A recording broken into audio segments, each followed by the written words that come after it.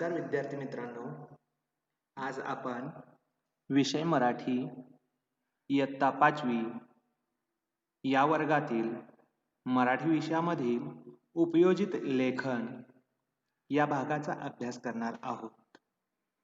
यामध्ये आज निबंध लेखन यातील भाग दुसरा अभ्यासत आहोत.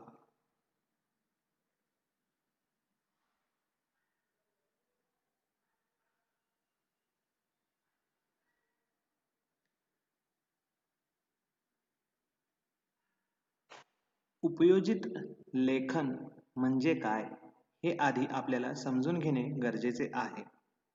पहा मुलांनो,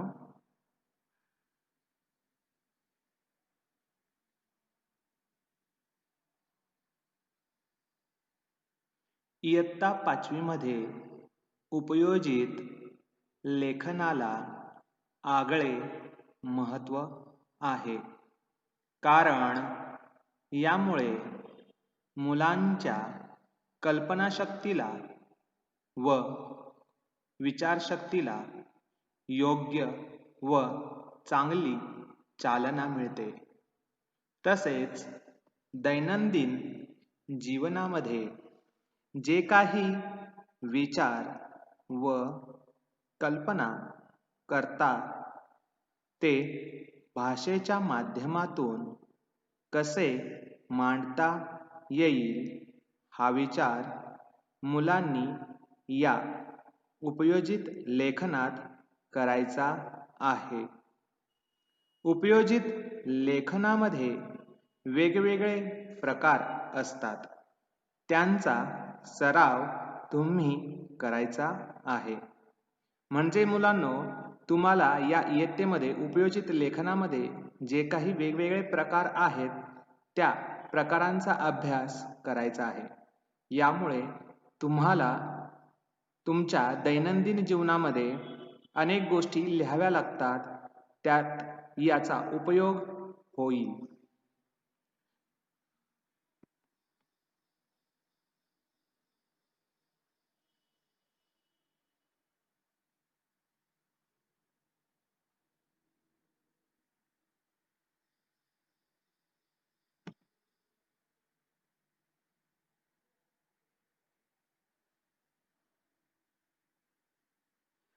उपयोजित लेखन यामध्ये जे काही वेगळे प्रकार येतात ते पहा.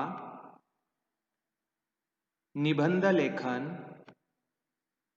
पत्र लेखन, कथा लेखन, उतारा आकलन या प्रकारांचा अभ्यास तुम्हाला या इयत्तेमध्ये करायचा आहे.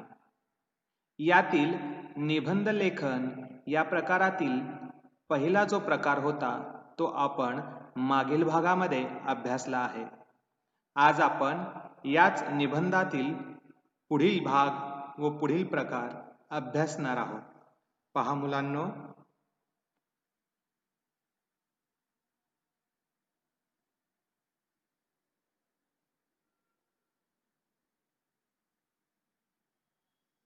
निबंध या शब्दाचा अर्थ देखील तुम्हाला समजून घेणे अत्यंत महत्त्वाचे आहे. ओळखा पाहू, निबंध म्हणजे काय? मागील भागामध्ये झालेला आहे अभ्यास करून. निबंध या शब्दाचा अर्थ पाहूया. पहा, नि अधिक बंध हा शब्द निबंध असा तयार होतो. याचा अर्थ पहा मुलांनो, निबंध या शब्दाचा अर्थ बांधणे, गुंफणे, जुळवणे असा आहे. म्हणजेच आपले जे काही शब्द असतात व त्या शब्दामध्ये अर्थ लपलेला असतो, तो अर्थ जुळवणे, गुंफणे यालाच निबंध असे म्हणतात. यावरून पुढील माहिती पहा. योग्य बंधनात बांधलेले विचार म्हणजेच आपल्याला निबंध असे म्हणता येईल.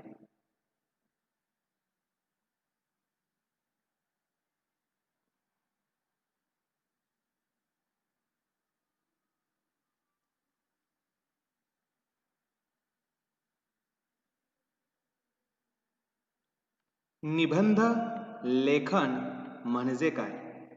मुलांनो, नीट लक्ष द्या.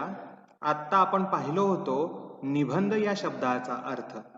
आता पाहत आहोत निबंध लेखन याचा अर्थ.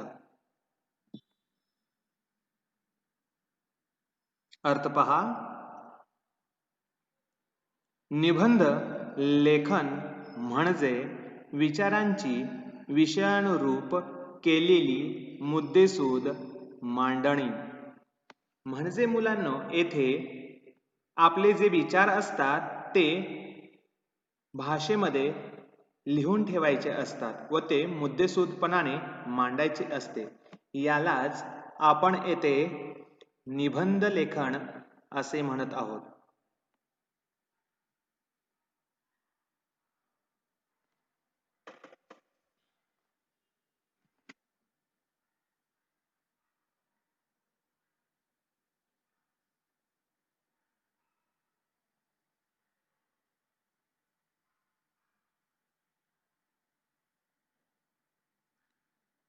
निबंध लिहित असताना काही गोष्टी लक्षात ठेवाव्या लागतात.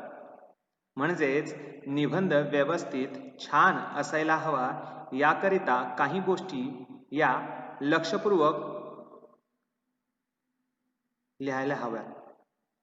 पहा, निबंध लिहिताना खालील गोष्टी कोणकोणत्या आहेत? आकडा 1. दिलेल्या मुद्द्यांवरून निबंध लिहायचा असतो.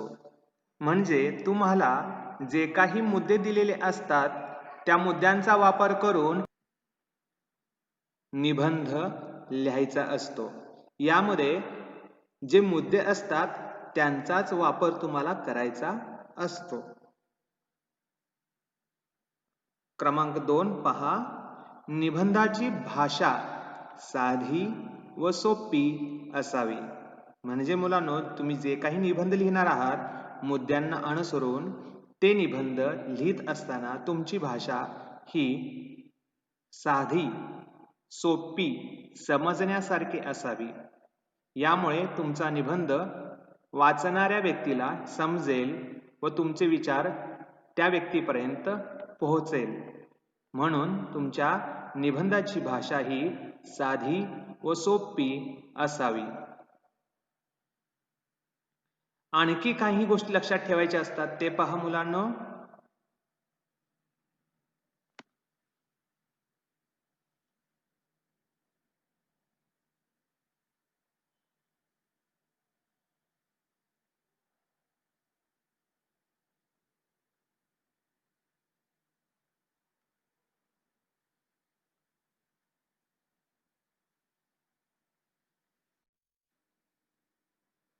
निबंधाची सुरुवात आकर्षक असावी. निबंधाचा मध्य व शेवट व्यवस्थित असावा. समजलं का मुलांनो? हे पहा, निबंधाची सुरुवात आकर्षक असावी. याचा अर्थ काय आहे? पहा, तुम्ही एखादा निबंध लिहित असाल तर सुरुवातीला काय लिहावं हा प्रश्न तुम्हाला पडत असेल. म्हणजेच त्या निबंधाची सुरुवात अशी असावी की ते लोकांना वाचत असताना आवडावी, त्यातून काहीतरी नाविन्य कळावे. यासाठी ती निबंधाची सुरुवात आकर्षक असावी व ती विषयाला अनुसरून असावी. दुसरी गोष्ट काय तर निबंध लिहित असताना सुरुवात जशी असते तशीच निबंधाची भाषा ही छान देखील असावी व निबंधाचा मध्य म्हणजे निबंधामध्ये मध्यला काय सांगायचं आहे, एकंदरीत निबंधातील माहिती व्यवस्थित मांडावी व निबंधाचा शेवट छान करावा, जेणेकरून तो निबंध वाचल्यानंतर या गोष्टी लगेच समजून यायला हवे. सुरुवात, मध्य व शेवट. यानंतर चौथा मुद्दा आहे पहा, निबंधात 4 ते 5 परिच्छेद असावे. म्हणजे काय तर तुम्ही जे निबंध लिहित असता, तुम्ही आता इयत्ता 5वी मध्ये आहे, त्यामुळे या इयत्तेत निबंध लिहित असताना 4 ते 5 ओळीचे एक परिच्छेद, अशा प्रकारे तुम्हाला 4 ते 5 परिच्छेद लिहायचे असतात. त्यामुळे तुमचा निबंध व्यवस्थित छान वाटेल. समजलं मुलांनो? यानंतर अजून काही गोष्टी लक्षात ठेवायच्या असतात, ते पहा.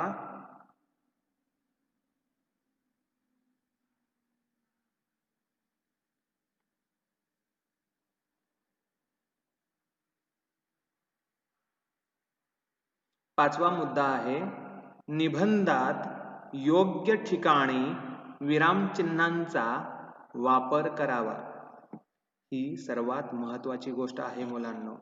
लक्षात ठेवा, जर तुम्ही विरामचिन्हांचा योग्य ठिकाणी जर वापर केला नाही तर वाक्याचा अर्थ बदलू शकतो. त्यामुळे तुमचे विचार व्यवस्थित मांडता येणार नाही.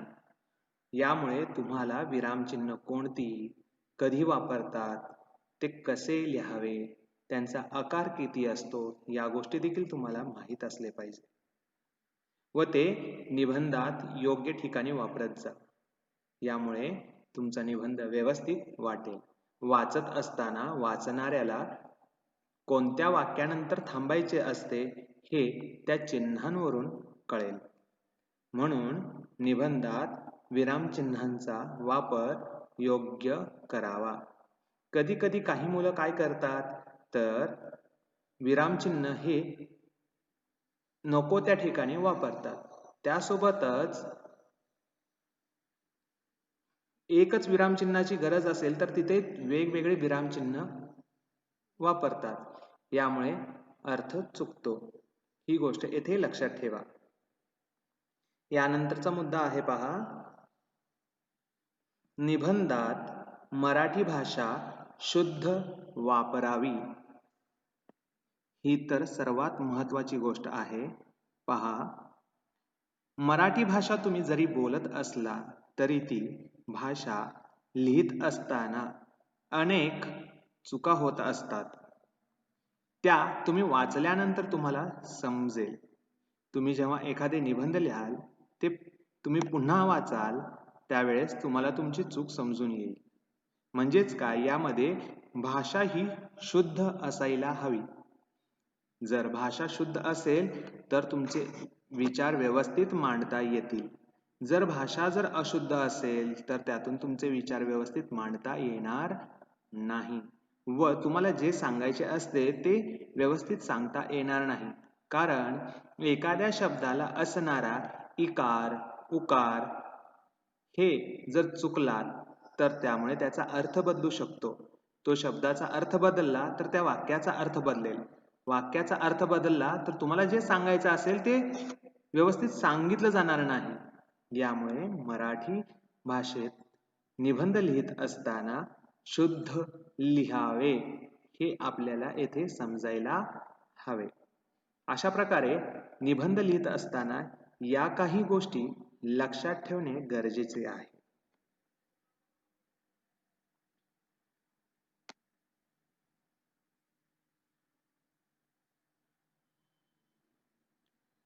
निबंधाचे लेखन करत असताना तुम्हाला या इयत्तेमध्ये निबंधाचे प्रकार पण समजून घ्यायचे आहेत. पहा, पहिला प्रकार आहे वर्णनात्मक निबंध. याचा अभ्यास तुम्ही केलेला आहात मुलांनो मागील भागामध्ये. दुसरा प्रकार आहे कल्पनात्मक निबंध. याचा अभ्यास आज आपण करत आहोत. व तिसरा प्रकार आहे आत्मवृत्तपर निबंध. हा प्रकार पुढील भागामध्ये आपण अभ्यासणार आहोत.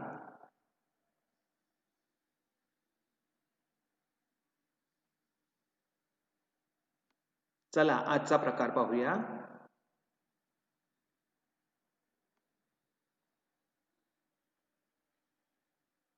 निबंधाचा प्रकार कोणता आजचा?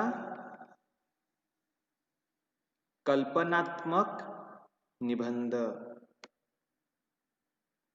त्याची माहिती आता सविस्तर पाहूया.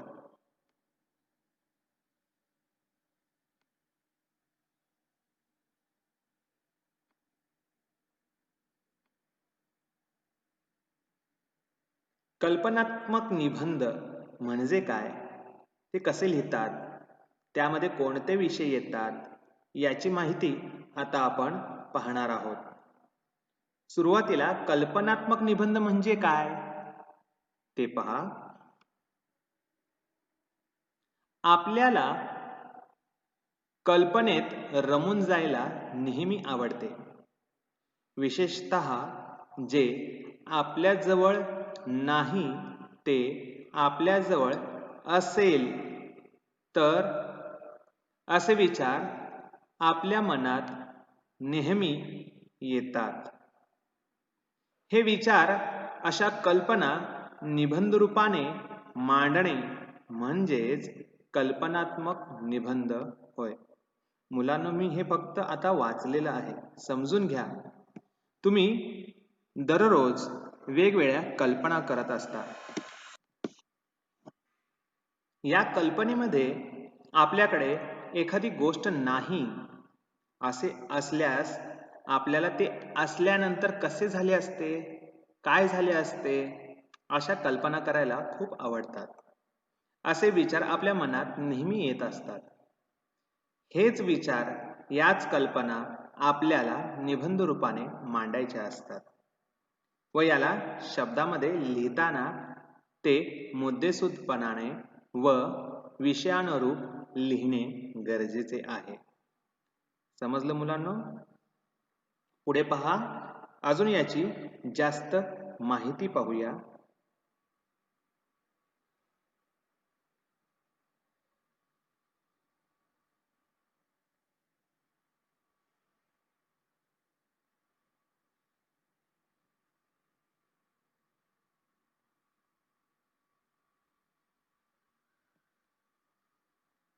प्रास्ताविक या निबंध प्रकारात कल्पना विलासात्मकता असते. ज्या व्यक्तीविना वा वस्तूविना आपले चालणार नाही असे आपल्याला वाटत असते, त्या वस्तू अदृश्य झाल्या तर काय गोंधळ उडेल, याबाबतची कल्पना देखील या प्रकाराच्या निबंधात रंगवता येते. समजलं का मुलांनो? या निबंध प्रकारामध्ये कल्पनांचा विलास व विस्तार असतो, हे येथे सांगितलेले आहे. एखादी कल्पना आल्यानंतर ती विस्तृत करून सांगणे, ती समजावून सांगणे, ती कल्पना कशी आहे याबद्दल तुमच्या शब्दात ते व्यक्त करणे, हेच इथे आपल्याला अपेक्षित आहे. या निबंधामध्ये व्यक्तीविना वा वस्तूविना आपले चालणार नाही असे म्हटले आहे. म्हणजेच काय, जर एखादी व्यक्ती नसेल किंवा एखादी वस्तू जर नसेल तर त्याचा परिणाम काय होईल याचा विचार देखील या निबंधामध्ये मांडलेला असतो. असे आपल्याला वाटत असते. त्या वस्तू जर अदृश्य झाल्या तर काय गोंधळ उडेल, कोणती वाईट परिस्थिती येईल, या गोष्टी देखील तुम्हाला यात सांगाव्या लागतील. यातील कल्पना तुम्हाला निबंध रूपाने रंगवायची असते.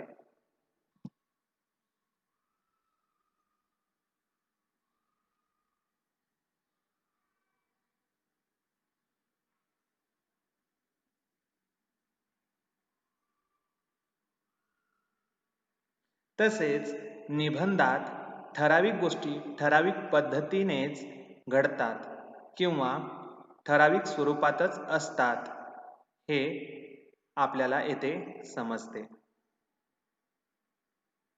उदाहरणार्थ, पंख फक्त पक्ष्यांनाच असतात.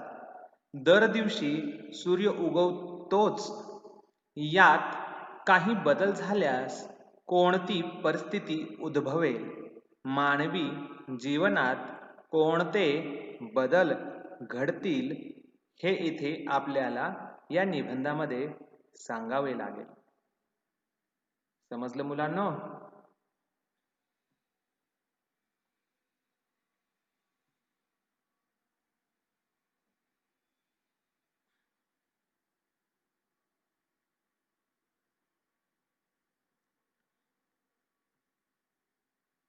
याचे वर्णन करायची संधी देखील या निबंधाच्या प्रकारात मिळते. स्वाभाविकच या प्रकाराच्या निबंधात उदाहरणे व घटना असाव्यात. भाषा सोपी, साधी व खेळकर असावी.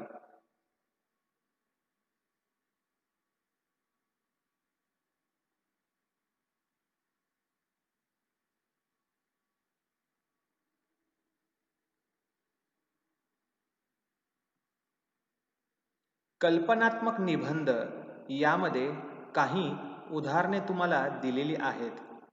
पहा, निबंधाचे विषय कसे असतात ते. 1.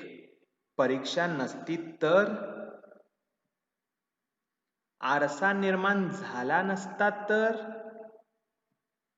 तिसरा आहे मला पंख मिळाले तर. चौथा आहे आई संपावर गेली तर. पाचवा आहे रात्र नसेल तर.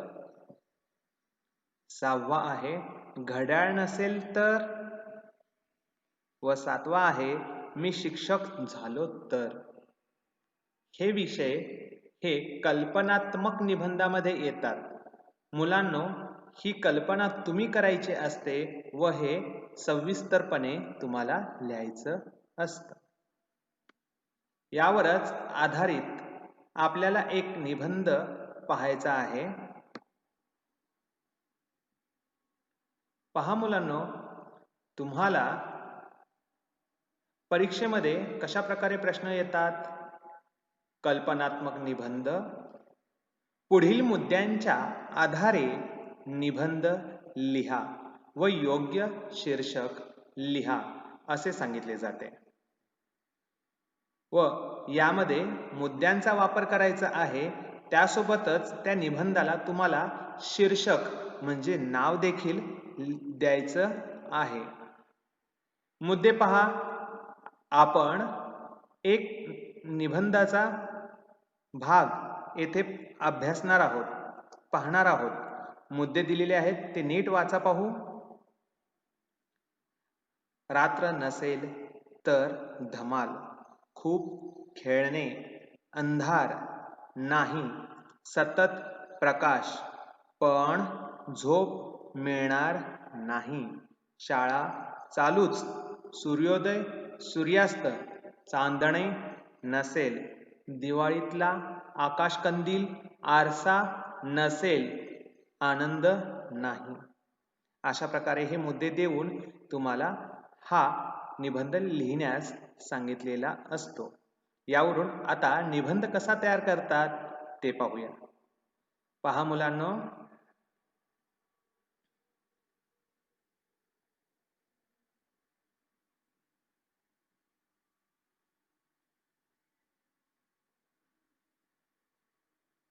या निबंधाला मी रात्र नसेल तर असे नाव दिलेले आहे, म्हणजे शीर्षक दिलेले आहे. निबंध पहा कशा प्रकारे लिहिलेला आहे ते. रात्र नसेल तर खूप धमाल येईल, खूप खेळायला मिळेल. आई घरी बोलावणार नाही, कधी अंधार होणार नाही, नेहमी प्रकाश असेल. वा वा, किती छान. अशा प्रकारे मुलांनो आपल्याला निबंधाची सुरुवात करता येते. रात्र नसेल तर काय होऊ शकतं ते आपल्याला कल्पना करून सांगता येईल.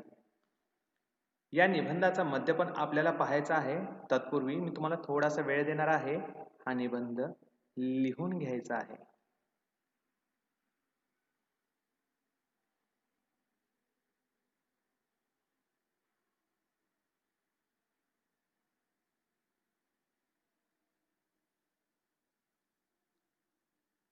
लिहिलात मुलांनो?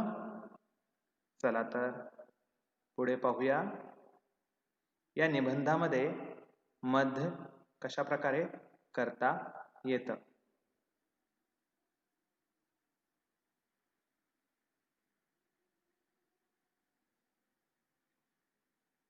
पहा, पण रात्र नसेल तर झोपणार कधी? मग झोपायला मिळणार नाही. शाळा चालूच राहील. नेहमी अभ्यास करावा लागेल. रात्र नसेल तर लोकांची सतत गडबड चालू राहील.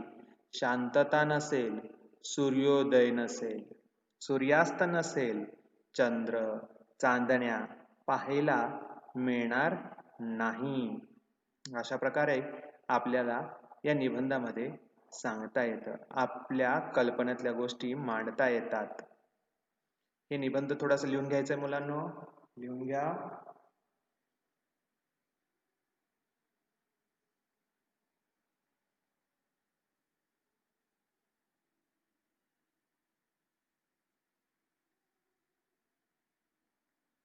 लिहून घेतलात?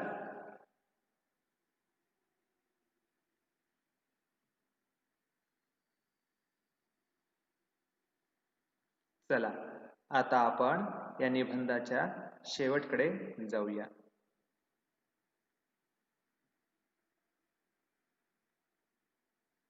पहा मुलांनो, काय सांगितलेलं आहे शेवटी? दिवाळीला आकाशकंदिलाचा आनंद मिळणार नाही. दिव्यांची आरास करता येणार नाही. रात्र नसेल तर हा आनंद मिळणार नाही. अशा प्रकारे येथे रात्र नसेल तर काय होते, काय परिणाम होईल हे सांगितलेले आहे. अशा प्रकारे निबंधाचा शेवट करता येतो मुलांनो. मुलांनो, यानंतर मी तुम्हाला एक प्रश्न दाखवणार आहे. त्यावर आधारित निबंध तुम्हाला तयार करायचा आहे. पहा इथे प्रश्न वाचा. मुद्द्यांच्या आधारे निबंध बनवायचा आहे व योग्य शीर्षक लिहायचं आहे. मुद्दे पहा मुलांनो. शाळेत उडत उडत जाणे, खिडकीवर झाडावर बसणे, फळे खाणे, पकडापकडी खेळणे, गर्दीचा त्रास नाही, परदेशात हिमालयात समुद्रावर जाणे, ढगांवर इंद्रधनुष्याच्या जवळ पंख हवेत, असे तुम्हाला यावरून निबंध तयार करायचे आहे मुलांना. मुद्दे नीट वाचा. अशा प्रकारे तुम्ही कल्पनात्मक निबंधाचा प्रकार आज शिकलात. धन्यवाद मुलांनो.